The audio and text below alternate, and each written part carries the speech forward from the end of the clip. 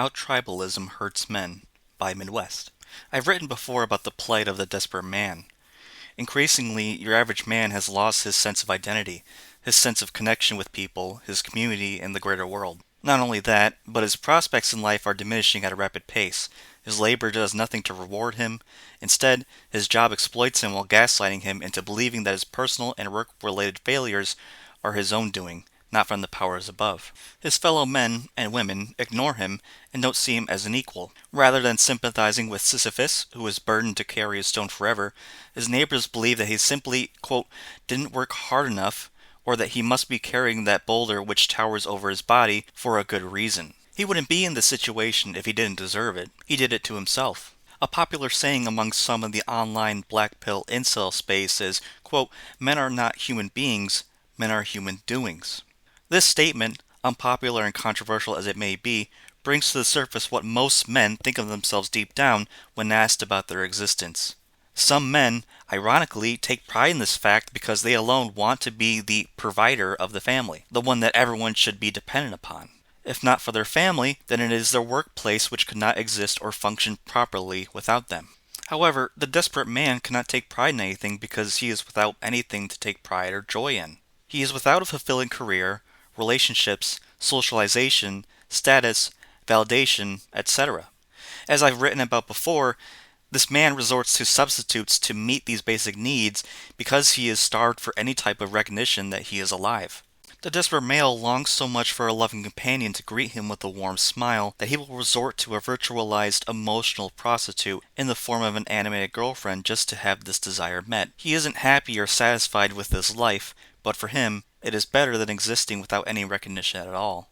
This is the plight of the desperate male. Reduced to an object of ridicule, he is not seen as a person with lived experiences, desires, or dreams, but as a failed cog in the machine that we call our society. He is not working or functioning properly, thus he is of no use to the machine in question, so he becomes easily disposable. Every other cog has been able to fit neatly within the machine and expand its utility. Meanwhile, the malfunctioning cogs are seen as a negative for interfering in the machine's seemingly never-ending processes.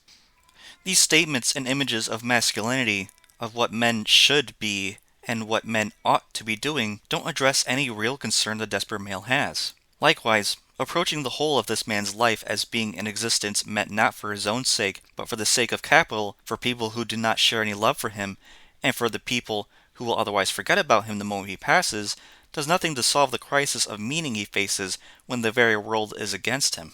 It is through these constant rejections from his family, his community, and ultimately the world around him that lead this lost soul into the comfort of the tribe. As I mentioned before, the problem we are seeing is that not only are desperate men becoming increasingly more common due to external circumstances around the world, but these men in particular are being led astray and taken advantage of by all sorts of false platitudes, narratives, and ideologies that are woven meticulously together by cunning wolves in sheep's clothing. Some of these thought leaders will try to disguise themselves as being one of them, a voice speaking on behalf of the desperate man. A more common tactic for these influencers is to take the form of a more successful man with more status and power who just so happens to have the same thoughts and concerns for the plight of the average man. However, the easiest way for these men to find some solace is not through another person, but through a collective of people who share their experiences, thoughts, and beliefs. Group identity is the unifier, and has been a unifier for men for a long time, where once religion, nationality, or traits such as language or culture was the foundation for their sense of community. Hobbies and interests such as video games, politics, comic books, and Japanese manga took their place. Fandom is a substitution for belonging inasmuch as IRC chat rooms, internet message boards, and instant messaging services such as Discord and Telegram act as a substitution for companionship and friendship. However, with popular pastimes such as film and video games no longer being considered enjoyable, or even outright hostile to its target demographic, the desperate male, new spaces have emerged that fill the void of loneliness and shared passion. These spaces can be divided into three categories: men with atypical or controversial political beliefs, men who are vulnerable and alone, and men who are romantically and sexually frustrated. Colloquially speaking, these spaces could properly be categorized as the alt-right or white nationalist community, the black pill community, and the incel community. Each community is deserving of its own article, as there is a very long history with these groups spanning over a decade if you look beyond the headlines. What I want to talk about is the blurring of the boundaries between these communities, where one cannot easily notice the difference between an incel and someone who was a self-proclaimed white identitarian. Before I dive deeper into these communities, I think it's important I make it very clear that I have no ill will towards anyone in these groups. I have been a part of these communities over the years and have disavowed many of the beliefs and narratives that were presented after an extended stay. The adage, misery loves company, plays a very vital role here as these men are lost and without guidance, finding what seems to be some sort of greater purpose in these communities, whether that be through active participation, engagement, or just talking to someone like-minded within the group. Needless to say, I don't blame these men for finding their way here. I put all blame on a society that has forgotten about them, punishing them by dropping them in a barren wasteland of a job market with no health care or resources, with no prospects for ever having a family, let alone a loving companion. Once thriving cities and places of innovation have been shattered, beauty and culture rapidly deteriorate, with ugliness and hedonism taking its place. Whatever semblance of good that was left behind has been eroded and replaced with degeneracy and violence, leaving everyone to feel scared and intimidated to live out their lives, forced to seclude themselves to the security of the internet where they can vent out their frustration with a group that feels the same way they do. For one to say that they could never see themselves being a part of these groups, or that they don't understand how men can find themselves belonging to such a subculture, just goes to show the lack of empathy and regard people have for men and for their lives in general. Although I have long since rejected many of the beliefs I have previously held that would have me considered an alt-right or an incel, I still have hope and my best wishes for these men, knowing that deep down they have a genuine heart that yearns for communion. My leaving was not out of any hatred for any person or figure within these groups, but rather a realization that to stay would mean that I would be bound within a community not built on fostering fellowship, but a community held by a thread through bigotry, division, and exclusion. So what led me to these online spaces in the first place? Although I've written about loneliness and meeting before, I haven't taken considerable time to write about my own struggles with loneliness and depression. It was my intolerable loneliness and the lack of being able to express my political beliefs with anyone in real life that led me to these spaces. As a child in middle and high school, being an outcast due to my poor socialization skills and unusual pastimes, I borrowed books from the library related to conspiracy theories on satanic cults and the Illuminati, niche topics that captured my interest. I'd find myself on blogs and random websites, watching fuzzy 360p resolution YouTube videos on hidden symbolism in films and videos exposing the truth on 9/11. Needless to say, for a young preteen who was supposed to be outside with friends, learning to socialize, and experiencing special moments with the opposite sex, I was doing the exact opposite by shutting myself in my bedroom, absorbing as much as I could on whatever topic I could discover. The internet and the local library were an endless ocean of information that flooded me to new truths and concepts that I had never heard of before. Concepts that felt unique as I alone discovered them, rather than receiving this wisdom from my parents or teachers, and I was taken in hook, line, and sinker. This opposition to the consensus, my appetite for the contrarian perspective in search of both the true and the new, filled every aspect of my life as a teenager. This part of my identity, for instance, found itself not just in political awakenings, but in leisurely activities such as music and art. I wasn't content to listen to My Chemical Romance, Pierce the Veil, or any corporate sanitized band that was branded as emo by the mainstream. I researched and learned what the emo genre was and where it came from to get a sense of its origin and true sound. What I knew to be emo were bands such as Sunny Day Real Estate, Mineral, and American Football, the fathers of the genre, as well as revivalists from the late 2000s and early 2010s, such as Algernon Cadwallader, Grown Ups, and Midwest Pen Pals. I never met one person who heard of genres such as speedcore, math rock, or folktronica. And because I was an unsocialized outcast, the chances of me ever being able to share my music with anyone else were incredibly slim to none. I could continue discussing how my personality, appearance, childhood, and other elements of my life shaped me to where I am today. But I'll save that for another time. The reason I bring up my own past is because I think it's important to talk about the type of people who are attracted to these online spaces. Why was I a perfect candidate in the first place?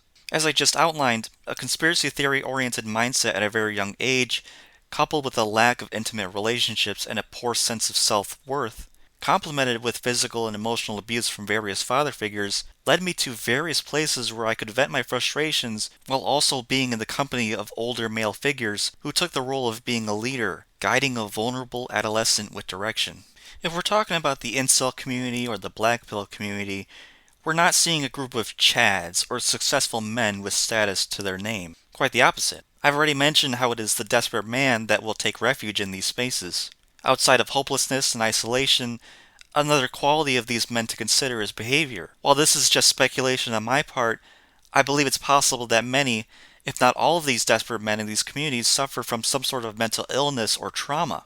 While not a clinical diagnosis, failure to launch syndrome is defined as, quote, an inability to leave home and support oneself, regardless of the underlying cause. Young adults struggling with failure to launch or failure to thrive may appear to be stuck or not maturing in an age-appropriate way, unquote. It shouldn't be a surprise then that there is overlap or crossover between these three categories.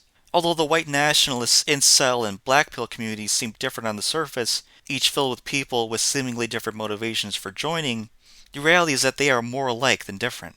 In essence, what these three categories offer the desperate man is an opportunity to fight back or take action against the other. What that other is dependent upon the narrative or consensus of the group.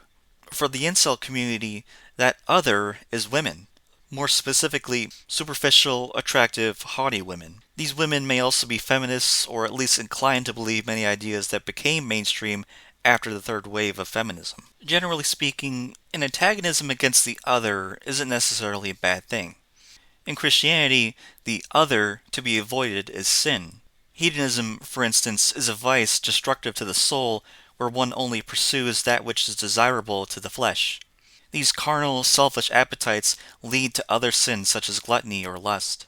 Where once a person had only a devotion to the spiritual good, that same person can then turn around and try to satisfy their base human wants through prostitution, excessive eating, gossip, alcoholism, or other forms of sexual degeneracy. However, in these cases, the other is not a spiritual concept, ideology, or philosophy. The other, in most instances, is another group: feminist women, successful men, and ethnic minorities. The problem is not that these desperate men are necessarily wrong in their convictions or even their ideas. The issue at hand is that these men are being misled and having their anger directed at the wrong target. Because the male loneliness crisis, the incel problem, and the black pill are all fairly new phenomena, it's fair to say that there is no philosophical, intellectual, or theological work related to these problems and how to address them. Thus, many individuals have taken it upon themselves to identify who or what the culprit is. In many cases, their assessments have some elements of truth to them. However, taken to an extreme, this othering of the culprit leads to a type of pathologizing that will only hurt innocent people, and men themselves in the long run. Video sharing platforms such as YouTube are great places for communicating ideas and finding like-minded individuals. People with unique insights can cross paths, share their knowledge and wisdom, and foster a collective of people who make content together. Better Bachelor, whose audience consists of men in the MGTOW community, makes videos following the same narrative, that being the idea that modern women are undeserving of men's attention and men's value only goes up with age. This was best encapsulated in a video of his talking about Ukraine in a video released September of 2024. I know I've only been going like for an hour and change, but you guys get the gist of this. We've got incapable military. We've got incapable government. We've got women at the helm of a lot of these things, and they're covering up for incapable women. This isn't a live tip. I'll read those in a second. But he says, all right, I've grown bored of hearing about Ukraine for an hour straight. I don't care. I wanted to hear about women being stupid and laugh at them. The world sucks enough as it is, and sometimes the women content brightens my day and gives me a comedic break from our fucked up, miserable world. Okay, that's fair enough, dude. I'll read you the funny stories tomorrow, maybe. I think maybe you're lucky enough not to be in a NATO country. Maybe you're lucky enough not to be in the United States. The women being bad, yeah, that's fun. That's silly. I think if you're a man between the ages of 18 and 30, 25, 27, 28, 30, you might want to know about us going to war. No hate on you, dude. No hate on you. Yeah, it's fun to listen to the women bad and silly, funny things. I get it. And you want to get away from the bad news and the awful news of the world. Me too. I get wanting to hear the fun stuff. You don't think I want to go back to silly days? But if you can stick your head in the sand, it's not going to stop war from happening if they decide to do it. But maybe you can be prepared. Maybe you can have water on hand and some backup food and some a ham radio or backup radio or something. Unbeknownst to Better Bachelor, his audience was not there to hear the news. After spending years rallying the troops in a fit of outrage and disgust towards women with the mantra of women don't know what they want, women are all used up, and women aren't worth your time, Bachelor found himself in a place where his audience only wanted to hear the same rallying cry repeated again and again. The consistent pathologization of women was no longer about addressing a men's issue, as Bachelor had thought he was doing. Rather, his content had become an outlet for unresolved bitterness, misery, and anger that had been inside these desperate men for a long time with no other way to let it out. It should be noted that Better Bachelor is just a commentator. While he has some knowledge on Stoicism and is a U.S. veteran, he hasn't addressed the MGTOW phenomenon from an analytical, sociological perspective. Rather, Bachelor sees MGTOW as a call to action for men to leave women behind altogether. While for some men this might be a good idea, such as men who have suffered through divorce or who have tried to enter into a relationship multiple times only to get left behind, for others who don't have that experience, Bachelor's videos are only setting young men up to fail. The narrative within the manosphere and the incel space have primed young men, as well as teenage boys, that their chances with women are hopeless, the dating market is forever ruined, and that their best years are already behind them. For a YouTuber to be able to become successful on the platform, they need to cultivate an audience. A creator may enter a specific niche that they're already passionate about. They may collaborate with another creator, or they may join a trend that favors the algorithm. In Bachelor's case, what puts bread on the table is his othering of the Jezebel woman, a she-vampire who sucks men of his life, money, and time. If it weren't for this othering, his audience would have to tune into a different channel or personality to receive that sweet taste of confirmation bias. Upon leaving the manosphere and the MGTOW community where SMV, red pill, and game are common words associated with the in-group, we turn back to the incel community. For the incel, it's not just the othering of women that takes place, but the othering of men as well. Chad is a young man deserving of being othered in this community, for having the benefits of social status, good looks, and being able to easily attract women. If one is a true or pure incel, then their hatred or disdain for the normie is unmatched. The normie, although not on the same level as a Chad, still has access to sex, a moderate income, and some level of association with other normies. The incel lacks both what the normie and what the Chad has. While it may seem obvious that a man of high status should be able to have whatever woman he pleases, the question becomes more difficult with the normie, especially if this person is average in looks or ugly. Thus, resentment or retaliation against the normie can manifest, growing more intense upon knowing just how average they really are. By comparison, the outcast, who is deprived of socialization with the normie, has a lot of time to himself since he has no one, no friends, no girlfriend, no normies, by his side. This image of a hopeless, lonely, virgin man has evolved and changed names over several decades. Where once this man was simply called a nerd or a loser, now there is a complete dictionary of new, derogatory words used to belittle him originating from the internet. Whether he is called a neckbeard, incel, or chud, the implied meaning is still the same. This isn't someone who is welcoming greater society. This is someone to be mocked and ridiculed, someone to be left behind and forgotten. Going back to my story as an outcast, recall that my interests were very unusual for my age. Again I ask, what normal middle schooler reads books about the history of Freemasons, watches videos on 9/11 theories, and browses 4chan?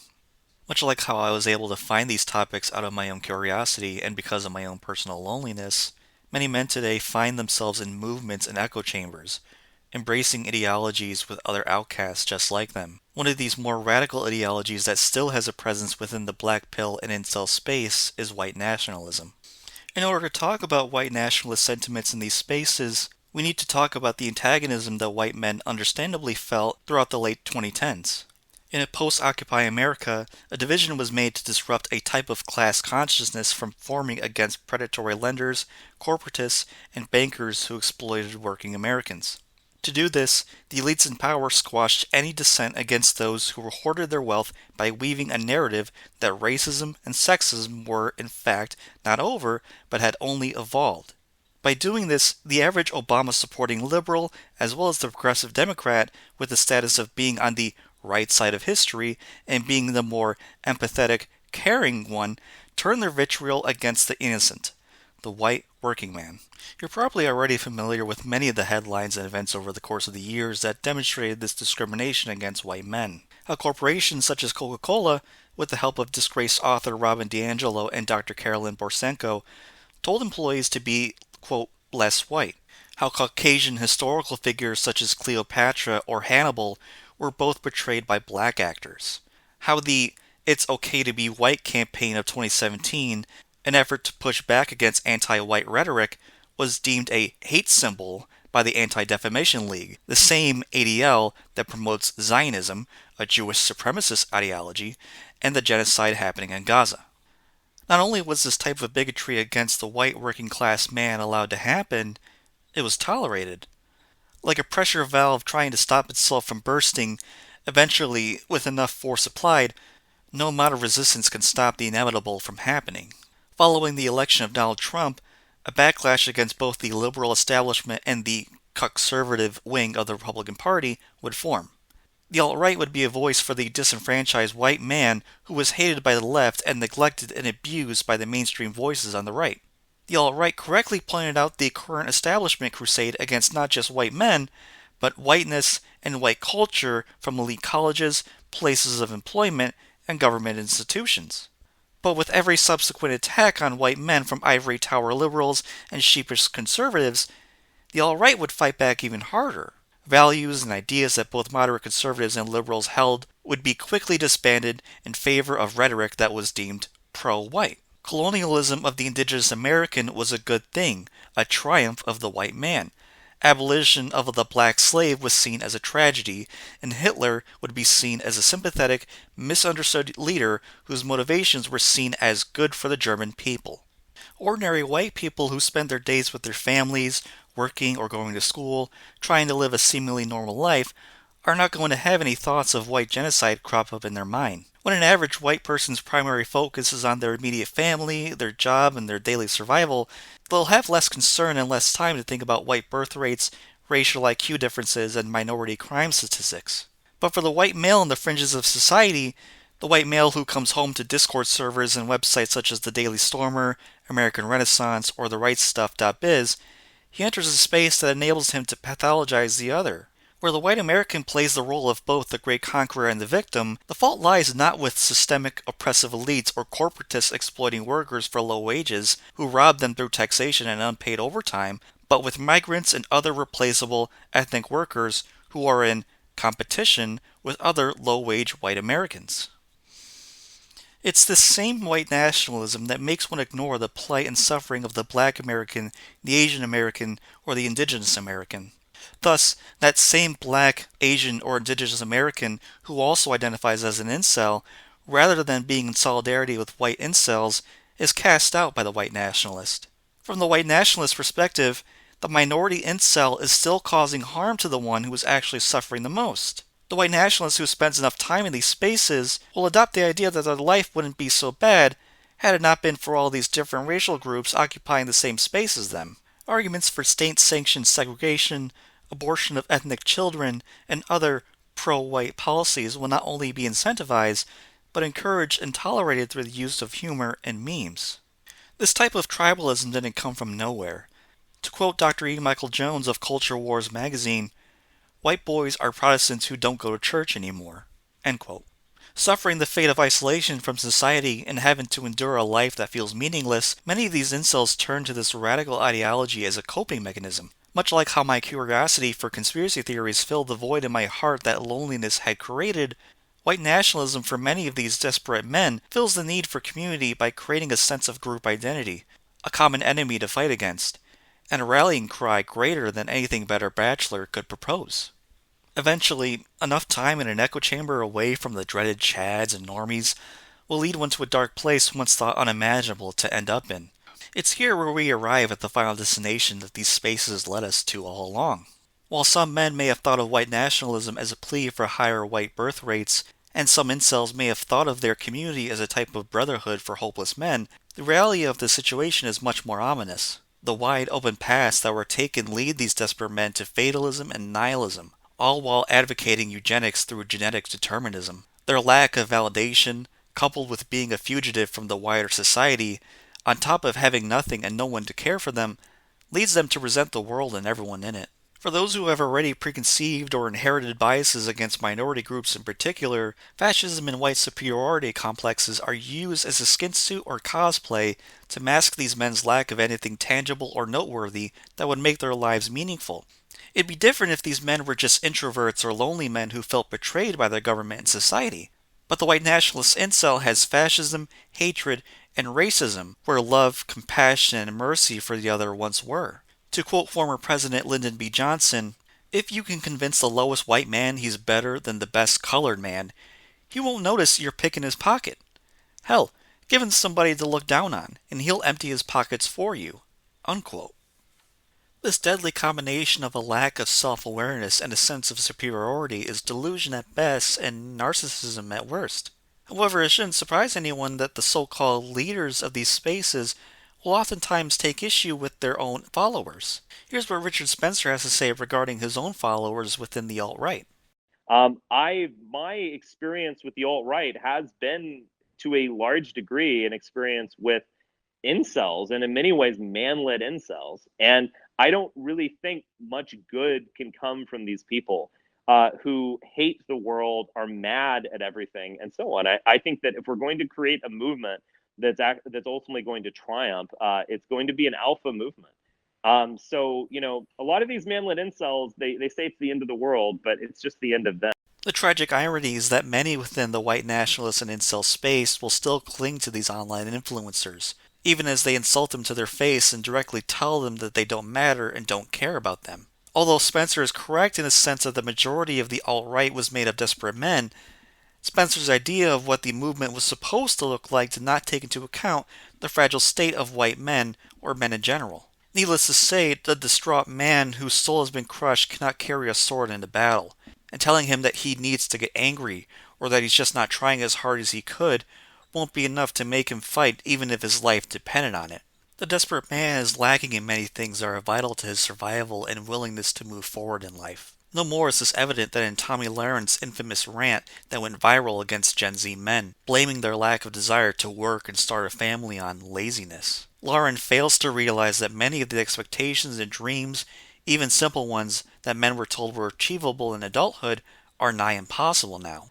I'll try not to preach to the choir for too long, but if you're reading this article, you've seen the rise in home prices, the rise of the cost of consumer goods and food, the shutting of stores, and rise in unemployment, with LICEP's true rate of unemployment currently hovering above 24% as of July 2025. The true rate of unemployment accounts for those who are not just unemployed, but for those who are underemployed, those looking for work but can't find work, and workers earning poverty wages, etc.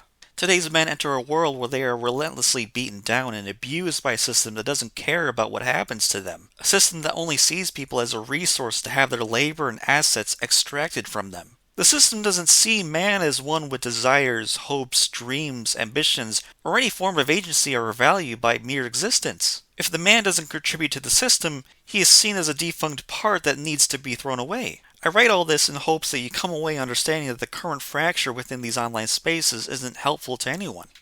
Although the alt-right presented itself as a solution to white men who were underprivileged and attacked, it inevitably caused as much division and animosity towards the other as their enemy, the liberal elites, did.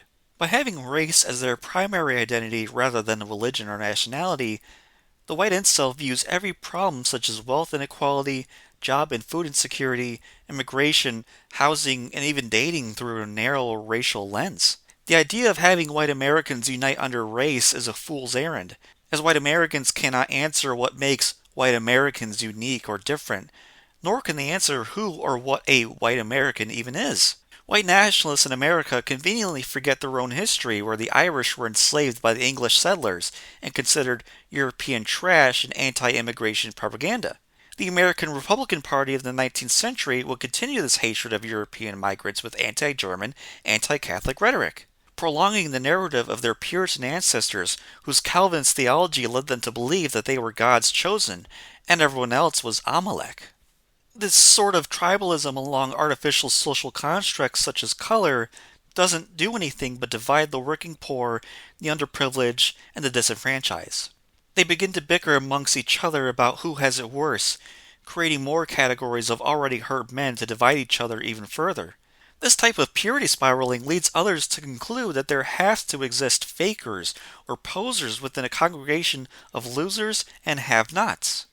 That because one man has some semblance of meaning or hope in his life, he must then be a failed normie or a fake cell, if you will. This is where the term cope is used to denigrate what little an incel has in his life. The implication is that an incel or black pillar cannot have an outlet for something positive in his life. All things, be it religion, philosophy, or a passion such as music or literature, are just a coping mechanism for the incel's miserable existence. According to this logic, an incel cannot have a genuine interest in their hobby or an authentic love for God, otherwise they wouldn't be a black-pilled incel at all. Before he became Pope John Paul II, Karol Joseph Wojtyla developed a philosophy known as the personalistic norm, a philosophy that teaches that the person is a good for which the only proper and adequate attitude is love. Through viewing all people, both in real life and online, through this philosophy, John Paul II reminds us that humans are created in the image of God, and that people are not objects or subjects to be used for our own personal benefit or gain. Each person carries with them reason and experience, and therefore we should be considerate of how we treat other people and each other. Racism, ethnic nationalism, as well as any active or passive support of eugenics or fatalism not only violate the personalistic norm, but are violations of the Catholic doctrine and church teaching. On respect for the human person, the Catechism states, "Respect for the human person proceeds by way of respect for the principle that, quote, everyone should look upon his neighbor, without any exception, as another self, above all bearing in mind his life and the means necessary for living it with dignity." No legislation could by itself do away with the fears, prejudices, and attitudes of pride and selfishness which obstruct the establishment of truly fraternal societies. Such behavior will cease only through the charity that finds in every man a neighbor, a brother. Section 1931 of the Catechism. On equality and differences among men, again, the Catechism says the following, quote, created in the image of one God and equally endowed with rational souls, all men have the same nature and same origin. Redeemed by the sacrifice of Christ, all are called to participate in the same divine beatitude. All therefore enjoy an equal dignity. Section 1934 of the Catechism. For too long, people have let the tribalistic, primitive nature of politics dictate their actions, motivations, and beliefs. The black-pilled incel has no privilege, no special qualities or attributes that make him stand out among others. He's forgotten, left behind with other people that can't quite understand him or help him navigate his life. So I think the last thing this person needs is to be shipwrecked or cast out by others who are on the same boat as him. It's much easier to tear down others than to lift others up, a pattern I've noticed within these circles.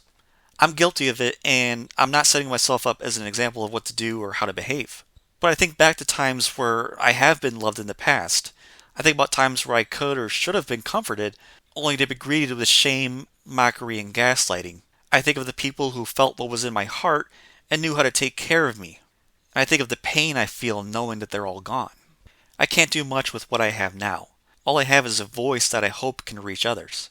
But what I can do is remind others that, regardless of what you believe, that we are all people at the end of the day. My race, my virginal status, my looks won't matter when I die, nor will they matter when I look back on my own life and what I've done for myself and for other people. I won't die with the pain of being born wrong or not looking attractive enough on my mind. I want to live a life worth living despite all the suffering I've been dealt throughout my childhood and still endure to this day. Genetic determinism be damned. Whether you want to call all this a cope or my faith in God a cope, that's up to you. I'm not an apologist, and frankly, persuasion isn't my strong suit. That's fine. But I'll know I'll have at least done something right if at least one person can come out of this with less hatred and bitterness towards others, and more openness and mercy towards the other. It'll take time, patience, and a lot of self reflection, but it'll all be worth it in the end.